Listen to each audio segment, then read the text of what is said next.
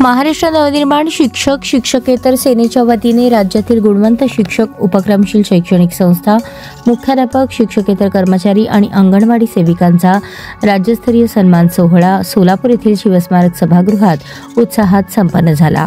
या सोहळ्यात राज्यभरातील एकूण 22 गुणवंत व्यक्तिमत्वांचा विशेष सत्कार करण्यात आला।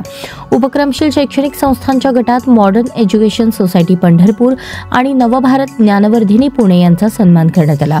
उपक्रमशील मुख्याध्यापक सन्मानासाठी सारंग पाटील, प्रभाकर ठाकरे, इरफान शेख, कृष्ण परमेश्वर सुतार आणि विद्या कांबळे यांची निवड झाली।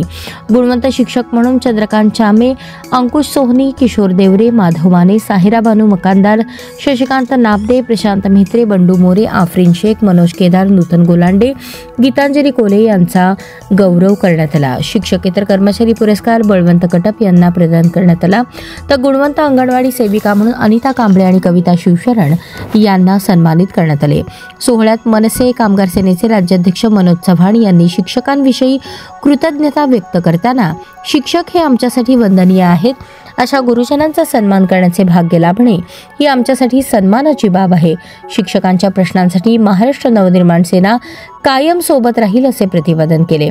मनसे नेते दिलीप धोत्रे यांनी शुभेच्छा देताना भविष्यात शिक्षक वर्गाकडून मनसेचा आमदार निवडून येईल असा विश्वास व्यक्त केला।